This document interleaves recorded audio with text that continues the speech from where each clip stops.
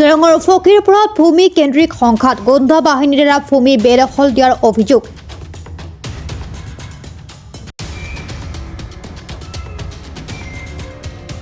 এক বিঘা ভূমি ক্ৰয় কৰাৰ চহী বিচাৰি 2.5 বিঘা ভূমি বেদখল দিয়াৰ চেষ্টা। এই সংঘাতত লাটমণ্ডল গাঁওবুঢ়াৰ লগতে আন বহু লোক জড়িত থকাৰ অভিযোগ।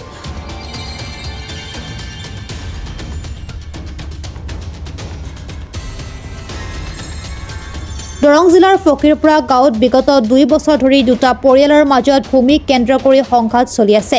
জানিব পৰা মতে ফকীৰপুৰা গাঁৱৰ মৃত ইয়েদ আলীৰ পত্নী ৰহিমা বেগমে একেখন গাঁৱৰে আছমত আলীৰ তাত 1 বিঘা মাটি বিক্ৰী কৰিছিল। আছমত আলী নামৰ লোকজন অতি চতুৰভাৱে ইয়েদ আলীৰ পুত্ৰ ছফিউৰ ৰহমানৰ পৰা 3খন উকা দলিলত চহী লোৱা বুলি অভিযোগ তুলিছে ভুক্তভোগীয়ে।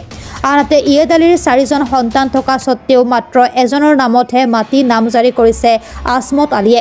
ইয়েদ আলীৰ পৰিয়ালৰ অজ্ঞাতে মাটিৰ সকলো নথিপত্ৰ লৈ পৈতৃক সম্পত্তি মাত্ৰ এজন পুত্ৰৰ নামতহে নামজাৰি কৰি মাটিখিনি আছমতৰ দখলত লোৱাৰ ষড়যন্ত্ৰ চলাই আছে।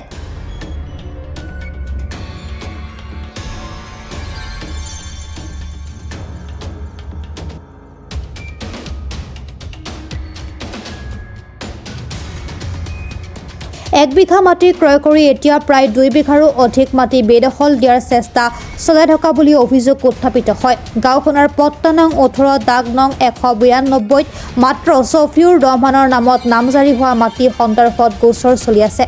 উক্ত ভূমি সংক্ৰান্তত ইয়েদ আলীৰ পৰিয়াল অৰ্থাৎ ছফিউৰ ৰহমানৰ পৰিয়ালে গোচৰ তৰিছে আদালতত। তেনে সময়তে আছমত আলীসহ তেওঁৰ ফৰাটিয়া গুণ্ডা বাহিনীলৈ ছফিউৰ ৰহমানৰ আলু খেতিত উপস্থিত হৈ আলু খেতি নষ্ট কৰি ভূমি বেদখল দিয়াৰ চেষ্টা চলাই আছে বুলি অভিযোগ তোলে ইয়েদ আলীৰ পৰিয়ালে।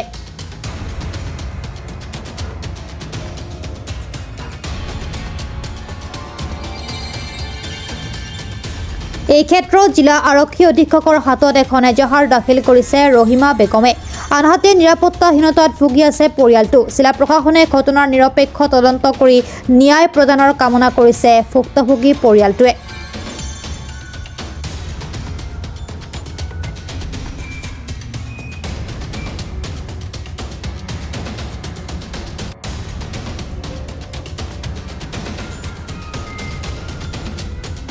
রহিমা ফকিরপাড়া ঘটনাটি মানে আমার স্বামী মৃত্যুর পরে একটা দুর্ঘটনা হয়েছিল। আমার কাশেম আলী 4 নম্বর এলার লড়া এক্সিডেন্ট হয়েছিল, খুব বড় এক্সিডেন্ট। হাইচন্দ্র হসপিটালত চিকিৎসা করছি। আমার পয়সা পাতির অভাবে 1 বিঘা মাটি আমি বিক্রি করবার চাচ্ছি। আসমত আলী আমাকে ডাকি নিয়ে 1 বিঘা মাটি বন্দোবস্ত করে 5,000 টাকা বাইনা দিছে। বাইনা দেওয়ার পিছত 5,000, 10,000, 20,000 এভাবে করে টাকা যেমন 5 লাখ টাকা দিছে।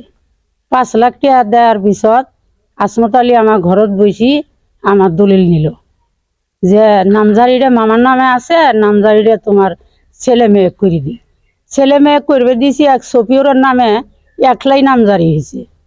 192 দাগত 2 বিঘা 25 নেচা মাটি। এই মাটি সব সফিউরের নামত করছে। সফিউরেক এই দুর্ঘটনার মধ্যেই সফিউরেক ডাই নিয়ে গাড়ির তুলি 4 ভাইয়া নিয়ে যায় এনগা কিবে 3টে দলিল 3টে সহি নিছে, 3টে ফটো নিছে পারমিশন বলি 3টে সহি নিছে গাছতলে। যেমন ইয়ার সাথে কোনো সাক্ষাৎ নেই, কোনো সাক্ষাৎ নেই, মানে একলাই নিছে নিয়ে তার পিছত তুই চলি গেল গুয়াহাটি। এরা তার পিছত কিবে ওরা যেখানে মারি আছিল আমার সব মারি ওগর নামত তুলি নিছে, দলিল করছে, নামজারি করছে। এতে ঘটনা মানে তার পিছত আমি তো গম পাই নাই। 2.5 বছর হয়ে গেল আসমত আলী আমার সাথে দেখা করে না, মাটি চায় না। আমি মাটি খানি বেলেগের কাছে 5 বছর আগে 6 বছর আগে বন্ধক থুইছি। বন্ধক হলে আর খেতিও করে, আমি তো কোনো গম পাই না। এখন আমি গম পাচ্ছি পাইয়া আমি নকল দলিল ওঠাছি। ওড়াইয়া আমি এসপি গোড়াত কমপ্লেন দিছি, আমি সাব স্টারত মিস কেস দিছি, মন্ডল অফিসত দিছি, থানাত দিছি। এটা গম পাইয়া আসমত আলী জোর জব্বরে আমার মাটি দল করে নিব। আমি গম পাইয়া আমি একটা ঘর উঠাছি। এখন থানার পুলিশ এনে আমাক খুব ধুমকি ধামকি করে ঘর ভাঙ্গি দে। আমি তো ঘর ভাঙ্গি না। ধৈলন ধরে ওরা দাও ফালা নিয়ে চার ভাইয়া ঘরে চার মিরে ঘরে ডাহাত পাড়ি আনে আনি ঘরে ভর্তি হাতি নাম কি? আসমত আলী, তারপর সাদ্দান, তারপর মুস্তাভির, তারপর আতাবুর, হুম আর হলো সদুর ওর বনাই সদুর। এলে ঘুরি বেড়া আমি খুব ভয় পাই। তাতে আমি মাটিখানি বেলেগে গাছে যে বন্ধক দিছি ওর আলু খেতি করছে। কালকে জোর জবর একের দাবড়ায় দিয়ে এরা থানার পুলিশ নিয়ে আসি দাবড়ায় দিয়ে ওরাই পুলিশ আনছে। আইনি কয় তোরা মারি দিবি না, আলুর ক্ষেতত যাবি না। আমরা তো যাই নাই, ওরা দায়ের পাঠিয়ে আইনি ওরা জোর জব্বরে আলুর ক্ষেতর নাঙ্গলটাইনি মারি দিছে। সফিউর রহমান আপনি দলিল সই করেছিলেন? করেছিল এটা দলিল 3টা দলিল। কিয়? এনেই তো পারমিশনের কথা সই লৈছে। শুনে এই আসমত আলী আৰু হেৰি তেলচুৰা মোস্তফা বিঘা মাটি বন্দোবস্ত আছিলে। পিছত নামজাৰি নামজাৰি ইহঁতে কৰিলে, আমাৰ গোটাই মাটি কৰিলে। 2 বিঘা 5 কাঠা মাটি আছিল, তাৰ সাথে আৰু 5 কাঠা মাটি বেলেগৰ নামজাৰি কৰি লৈছে। 2.5 বিঘা মাটি আমাৰে আপনাৰ দেউতাৰ মাটি। ভাই কোকে কেজন আপনাৰ? আপুনি ভাইক 2জনে, আমাৰ ভাইকে 2জনী, বনী 2জন। তাৰপিছত ইহঁতে অকলে কেনেকৈ আমাৰ নামত একলা কৰিলে মই নাজানো, মানে তোমাৰ নাম মধ্যে মাটি তুমি গম নপোৱা? আমি গম পোৱা নাই। তেওঁলোকে নিজে কৰিছে? তেওঁলোকে নিজে কৰিছে, কেনেকে কৰিলে এইটো? এইটো নাজানো আমি। সই ৰাখিছিলে তোমাৰ? নাই, আমাক একো চৈটো লোৱা নাই, হা? আচমতে চৈটো লোৱা নাই। যেতিয়া নামজাৰি কৰিছে হুম। তেতিয়া আমি নাজানো। এতিয়া কি হৈছে? এতিয়া পৰ্যায় কি হৈ আছে? এতিয়া পৰ্যায় হৈছে মানে আমি 1 বিঘা মাটি বিক্ৰী কৰিলোঁ, এতিয়া সিহঁতে বোলে 2.5 বিঘা মাটি লৈছে। এতিয়া গম পাই কিনে আমি তদন্ত কৰি আছোঁ কেনেকৈ দলিলটো হ'ল। হোৱাৰ পিছত সিহঁতে গম পাই কিনে সিহঁতে হুলস্থুল লাগি দি আছে।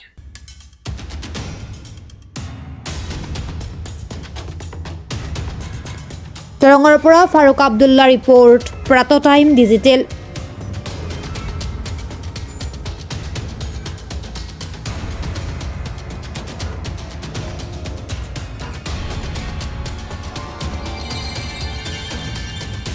অসমৰ সংবাদ জগতখনৰ বাবে এক সুখবৰ।